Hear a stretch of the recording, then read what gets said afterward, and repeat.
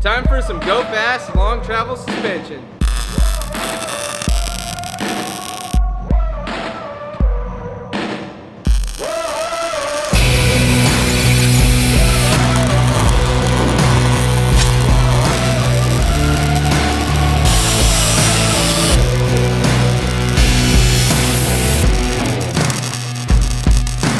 Welcome back to another episode of Driving Line Builds. Today we start installing our rear Go Fast long travel suspension by Evo Manufacturing. This rear suspension is built around some trailing arms, some 3.0 triple bypass shocks, and some 2.5 coilovers. We'll also be installing some towers that go through our tub and a bridge for our rear axle. So with that, let's get to work.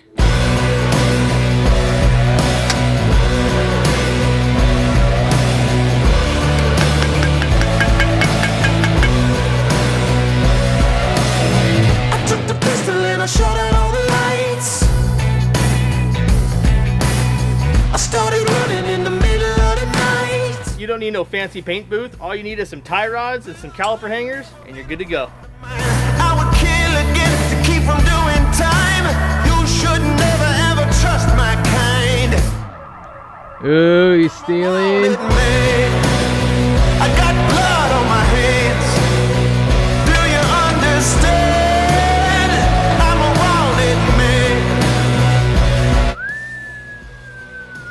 What do you call these, a truss? Bridge. A bridge by Evo Manufacturing. Now that we have all of our pieces lock and keyed in place, I do have a clamp here to kind of hold everything together. And as I go around and tack everything, I'll make sure everything's nice and square before I actually go and put a full bead on it. I use these upper link ends, and we are going to actually bolt them into place. So when I do come in and do our full weld in, we don't have any tolerance issues, so they're easy to slip in and out on actual install.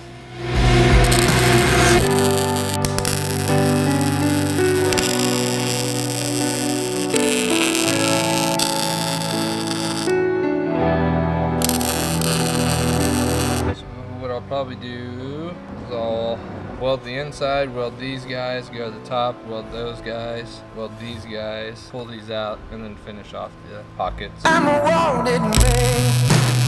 I got blood on my hands. Do you understand? I'm a wounded man. I'm a wounded man. Let the old red dragon cool off for a second. Alright, it's been a second. A little bit of slag inside the nozzle there. If you want, you can always take your anti-spatter, give it some love on the inside, and it kind of helps your weld duration not build up a bunch of spatter on your tip, so you don't have a bunch of wire that's sputtering right in the middle of your weld. When you're running hot beads, you're always going to have some type of spatter going on.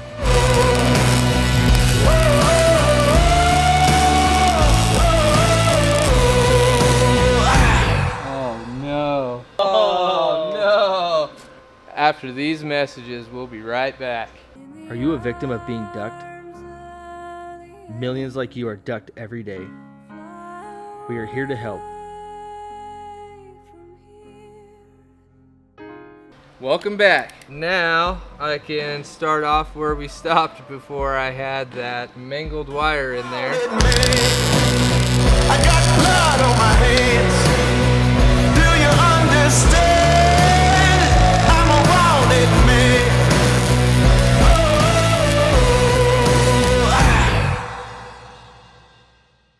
I'm gonna go ahead and weld up these lower control arm brackets, and that way they're ready to go so we can tack them up on the axle. We start mocking everything up.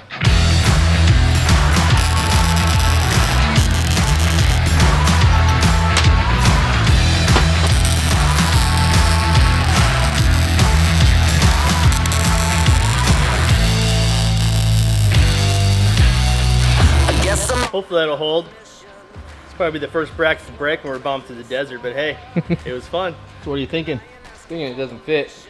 The XD, we have to notch off the inside here on both sides. Clear the center section. We have some trimming to do to get it fit. Again, this isn't made specifically for this axle or any axle. This is kind of a universal bridge that Evo makes, and you have to make your modifications to your specific axles.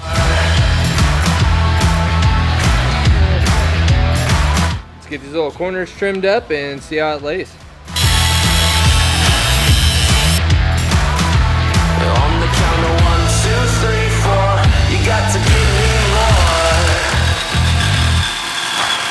So as we talked about before, we do have to remove the original rock slider arms that mount to the frame. Mainly due because the new trailing arm brackets that mount on the frame do mount right where those arms are at. We had to clear those out, get them out of the way, and that way we can start mocking up the long arm brackets. Let's go ahead and finish that stuff up. Until I'm on top, you're gonna find me getting the drop and taking the score.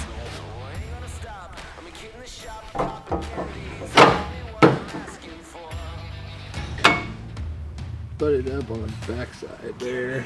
Go back just a scotch, but Not much. really not much, but it would make this transition High quarter inch. a little bit better. Just trim this one again and then suck it back to the body mount, and we'll see how that goes. Let's get this thing to fit. On the count of 1, 2, 3, 4, you got to give me more.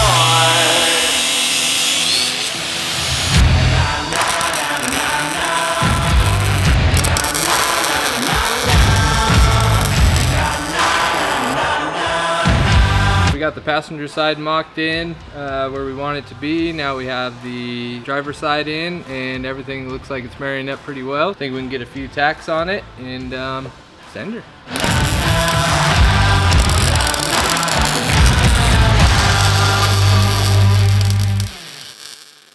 These rear shock towers are made by Evo Manufacturing and are made specifically for this trailing arm kit for the JK. So they do index around the frame and fit pretty nicely. And these are tall enough that they are gonna go inside the tub, so we are gonna have to cut that up. How many shots are left in that gun?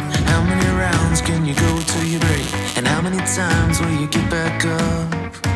What do you do when you lose? And where do you turn when the cards get stacked? You keep on pushing when you're black and blue. And you got hope you can come right back. 'Cause it ain't over. No, it ain't over yet. Remember the lies that the lion gets, and keep on fighting like you got one left. 'Cause it ain't over. No, it ain't over yet. You're taking it right up until the end. You still got time if you still got breath. 'Cause it ain't over. Another run to go. Where do you stand in the lightning? Where do you go when you fall through the ice? What do you see when you look inside you? Have you got faith and have you got fight? I'm marking my start and stop points for my welding. Since we did a full bead on the back side, we're just gonna stitch the front area here. So just to kind of make it all look symmetrical, I'm just marking out where I'm actually gonna start and stop each weld on each part here. Right up until the end. You still got time if you still got breath. 'Cause it ain't over. No, it ain't over. While Chad's finishing up the towers, welding those things up, I'm gonna start cutting the tub and start making room for these new towers. I have a pretty good idea where they go, so we're gonna cut it a little bit smaller than we would think it's gonna be. We can always open it up later. That way, once we have one side done, we'll know where it goes. We can take measurements and then do the opposite side. So the first side is always the more tricky one, trying to figure out where everything's gonna fit. 'Cause it ain't over. No, it ain't. All right, that's a start. Remember the lies that the lion gets. Keep on fighting like you got one left. 'Cause it ain't over. No, it ain't over yet. So this is just a rough cut to see how the bracket initially fits. Then we'll start making an adjustment. Tower should come up right about here. We'll probably shave a little bit of this off.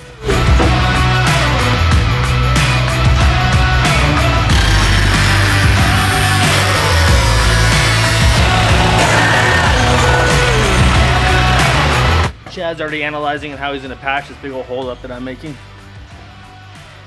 You freaking out yet? Never.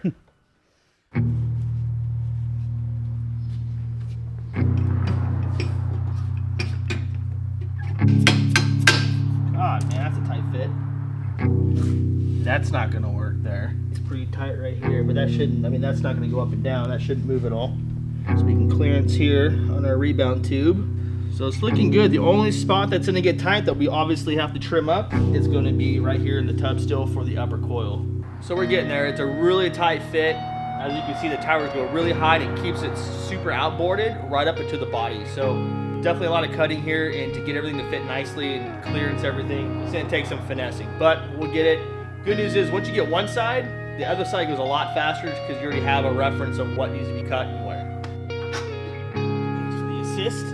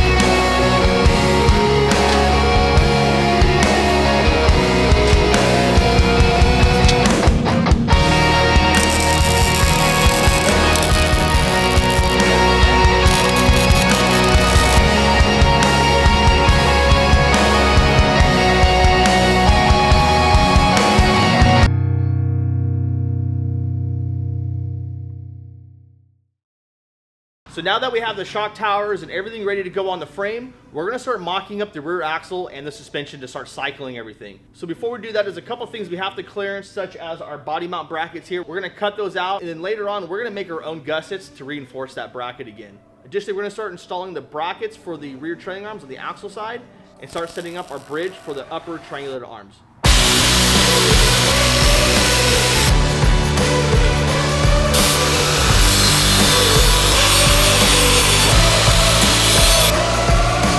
Right now we have the angle matched to the degree of the axle and have the bridge somewhat the same, but have it about 2 degrees back.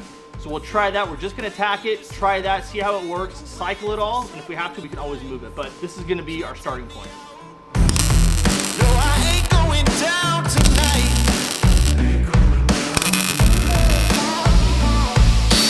Not over yet. Ain't gonna quit. No matter what. Never lay down, never give up. I am a What we're gonna do is do a little bend to get this little corner to wrap around the axle nice and clean. I'm a survivor. Even if I fall, I'll be up again, 'cause I'm a We realized that with our lower arm here, as it comes up for full bump it up travel, it looks like it's probably gonna get into this body mount a little bit. So we're gonna go ahead, trim it out across here and down just to give us some clearance. We'll go ahead and bring in a little bit thicker material so we can make this joint a little bit smaller here.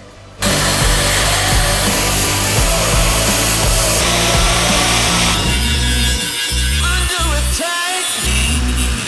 Sky going black. Sirens are sounding. I'm screaming. I'm shouting. I'm breaking the. All right, we confirmed that our new body mount brackets, gussets. We confirmed our new body mount gussets are gonna work with this size and radius. We're gonna cut 4 of these out and probably just tack them up in place and have them ready to go. That way we can confirm that they are getting clear during cycling the suspension. Never lay down. Never give up. I am a fighter. I'm a fighter. I'm a survivor. Even if I fall, I'll be up again, 'cause I'm a fighter. I am a fighter. I'm a survivor. Never lay down, never give up. I am a fighter.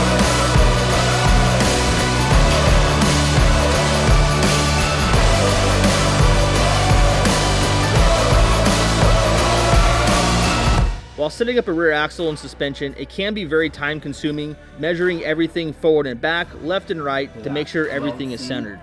Using a plumb bob is a great way to do that, using gravity to your advantage to help center the axle forward and back and make sure it's straight. We also want to set our pinion angle to prevent any driveline vibrations and or binding during the travel of the suspension. I mean, my eyes are pretty good without that part, and it looks, to me, it's like Yeah. standing over it looks pretty much there. I am a fighter. I'm a fighter. I'm a survivor. As you can see, see, setting up that rear end could take a lot of time. Pretty tedious, a lot of measuring, going back and forth, but when you have one shot at it, it's worth taking the time to make sure it's right. So I think we got it, hopefully, but it is tack, we can always move stuff.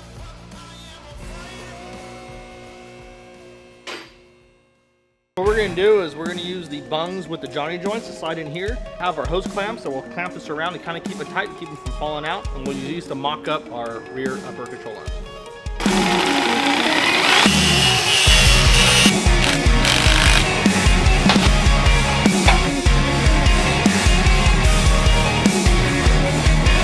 So this is the importance of cycling suspension. After stuffing it as high as we can go, the triangulated upper arms are coming up right to an OEM cross member. So unfortunately, we are gonna have to cut that out to get maximum up travel for the suspension. And it is just a cross member, so we can always make a new one and build it back in. But the factory one that is there now is not gonna work unless we wanna sacrifice suspension travel. We don't want that, so we're gonna cut it out and move it.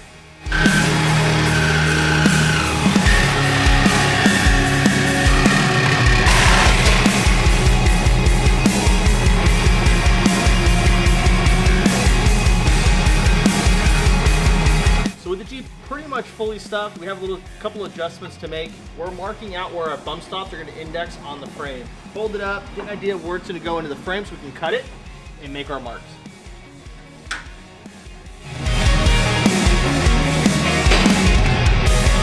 All right, now with the axle out, everything is pretty much where it's gonna go. We're gonna start welding up the truss, get all the brackets final welded onto the axle, and I'm gonna start clearancing a couple of those spots on the tub and the frame to clearance the triangulated upper control arms. Once everything's ready to go, we can finalize everything, put it together, and cycle everything one more time to make sure everything's working properly. We're almost there.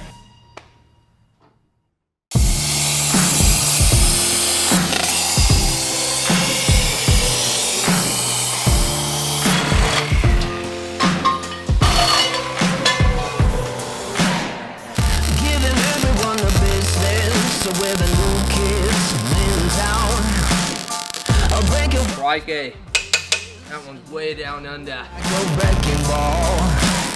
As I'm waiting for the rear axle to actually cool down a little bit before I go to a couple other spots and weld it, I'm going to come up to the chassis area. I do have a few modified brackets on the body mount for clearance, and then I'm also going to come back over here and weld our tower. This wind's gonna kill you. Better run for some shelter, 'cause we're blowing Mucho fuego. hurricane. I'm blowing in and we're taking aim. Bring in the soul, here we go. Put your hands up, 'cause we are a hurricane. Start at the gap, or where there's no crap. I think I'll start at the gap. Heavy, and you can feel the pressure change. What I'm doing here is making a template for a little gusset that we're going to put on the inside of both brackets. The contour of the frame bends down and creates kind of a larger gap below the shock towers. We're going to weld as much as we can, plate it on the outside, and then burn this all in. We're going to also make some gussets that come off both sides of the bracket to help give lateral support.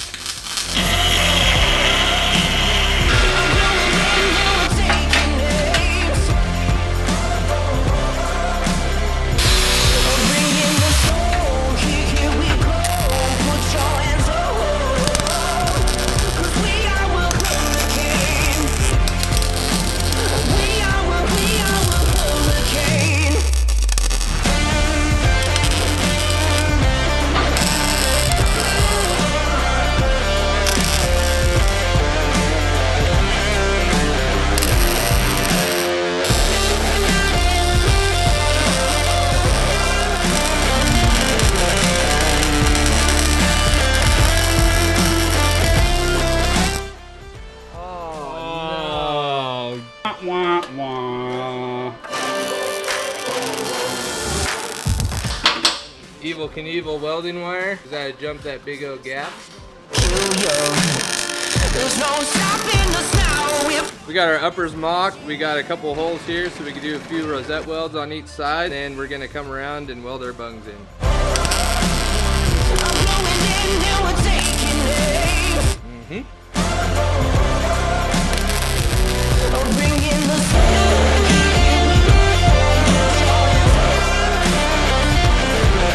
During the final assembly of the rear end, we're able to index our bump stop pads on the axle, and we're able to set our king bump stops on the frame.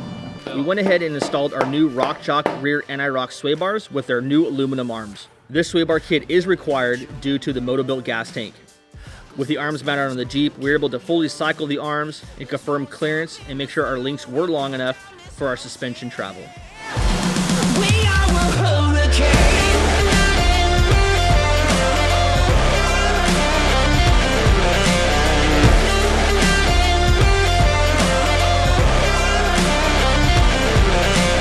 So we finally have the rear suspension done. I'm really happy with how it came out. We have a ton of travel. I haven't even measured it yet, but can't tell you this axle does fully stuff all the way up into the tub, and we have a ton of down travel, as you can see. I'm really excited to go wheel this thing and go bomb it through the desert. And I have a feeling a motor swap is gonna be soon. What do you think about those? Cool, they're my favorite colors. These trucks are way bigger than Chad's trucks. Thank you, Evo and King Trucks.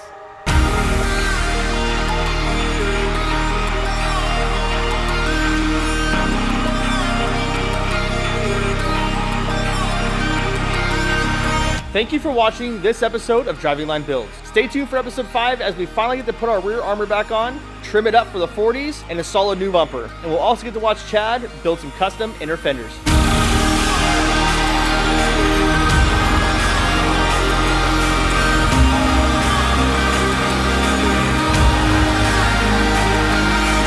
If you like this video, hit that like button, subscribe to Driving Line's channel, and hit that notification button. Until then, keep on building, and we'll see you next time.